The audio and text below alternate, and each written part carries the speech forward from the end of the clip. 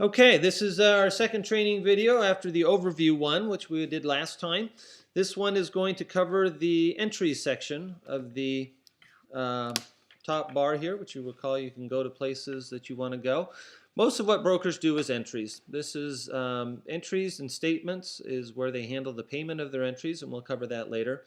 But we're going to cover entries first. And we're just going to jump in and create an entry. I've already clicked on the entries page. And this is our entry dashboard. It shows all the entries that they've done. We can sort by the user. So if I'm the manager and I have 5 or 6 different employees, I can go look at what different people have done or what everybody has done. We have status colors over here also. I'm going to explain this a little bit more. The predominant documents used are the 7501, which is the entry summary.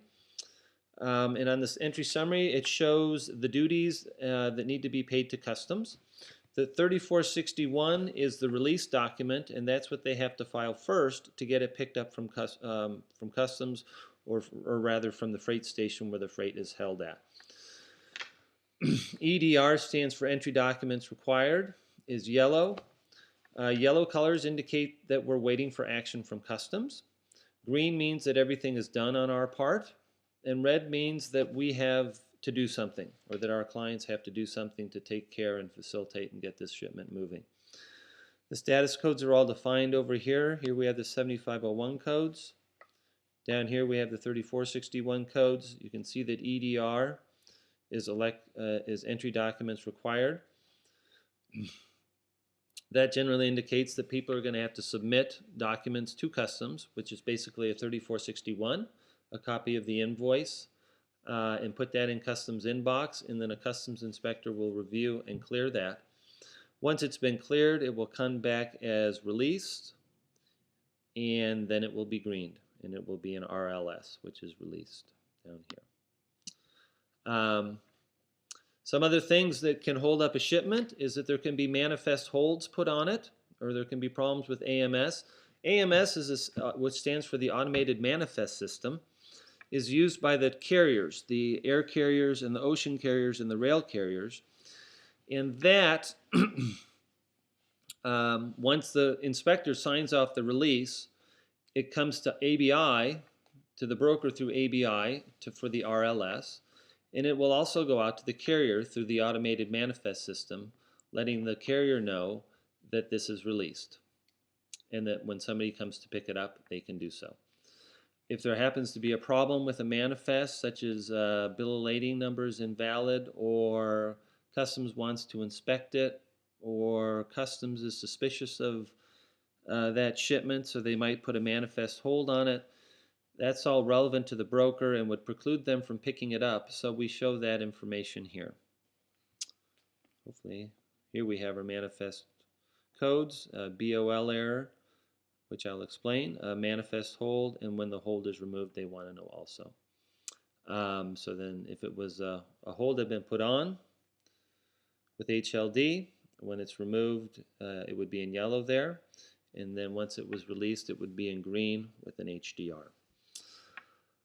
OGA currently only shows the status of the Food and Drug Administration, so people that are doing food products, the Food and Drug has to sign off on that. There's also Department of Transportation and FCC. DOT and FCC are entry summary 7501 requirements, and that means that you don't have to file them to pick up the freight. Food and Drug is a 3461 requirement, meaning that before you can pick up the freight, you have to have your food and drug filed properly. The 1C and the 3Z tie into the Automated Manifest System that I had told you about.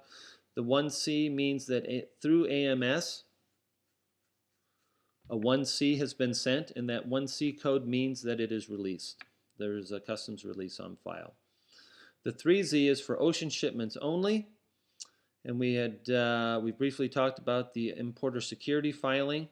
And for an ocean shipment, it's supposed to have an importer security filing done before it leaves the port of export. If it doesn't, technically there's a $5,000 fine involved. We thought it's pretty good for people to know if their shipment has a 3Z on it. Because if it doesn't, and they file it on behalf of a new importer, they're looking at a lot of regulatory hassle potentially in paying that fine or getting that importer out of trouble or just dealing with them as they abandon their shipment. That is basically the discussion of the entry dashboard at this point in time. Our next video will cover the actually creating a summary, which is right here. One more quick thing. Generally, the layout of the screens, once you've come into one, is all the things that you might want to do from that are over here on the left side. And we'll discuss those later. And that's it for this video.